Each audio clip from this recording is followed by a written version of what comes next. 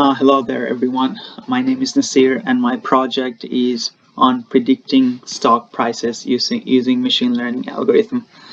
I have been an active trader for the past 2 years.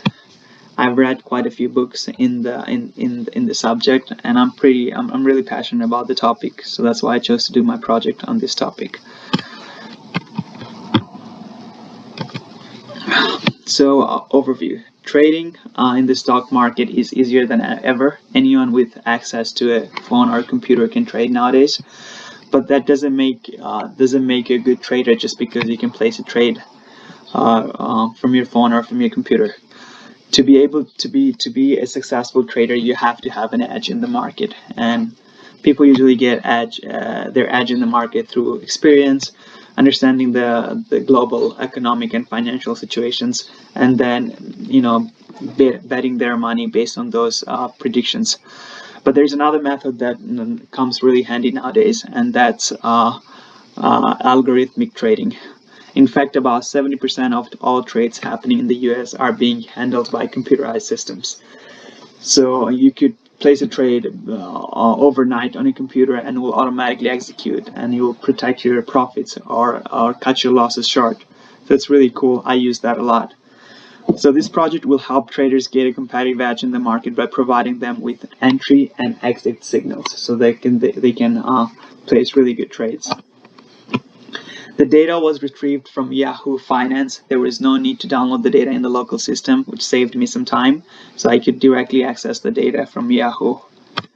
Methodology. Initially, I did some exploratory analysis to see how many columns, rows, the overall chart pattern of the data. And then I used two different methods to find a competitive edge in the market.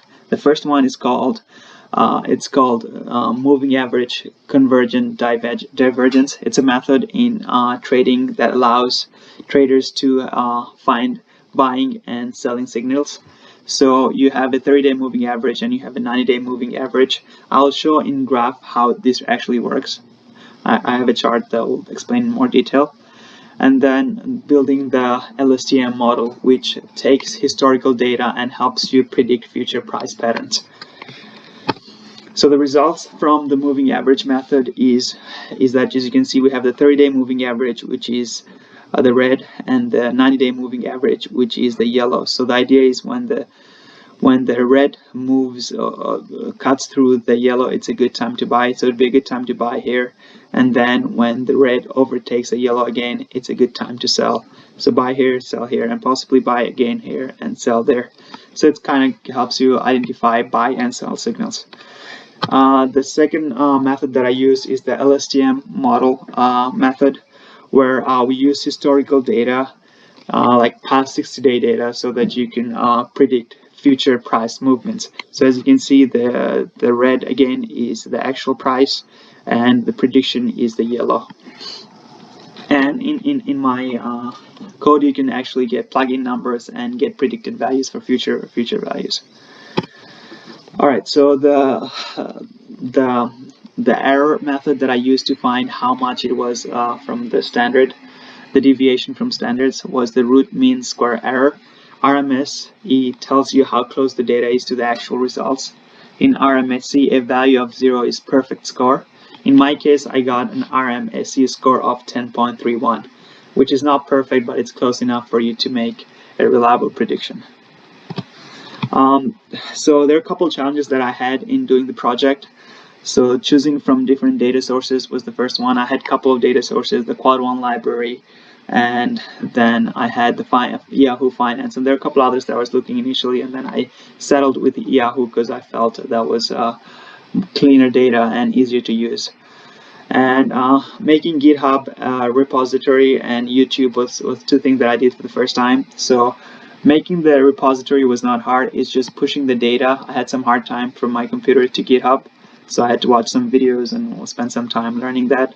And YouTube, making the video again was not hard, it's just editing, pasting, and uploading it to YouTube, which just took some time and some studying. And then finally, building and running the machine learning model takes some work, because there are multiple neural networks and you have to you have to understand how many layers to use and not to use, and then also the data initially is in 2 dimensions, but LSTM only used 3-dimensional data, so you had to transform the data from 2 dimensions to the 3 dimensions and also scale the data. So all those things took some understanding and some trial and errors before I got them right. All right, any questions?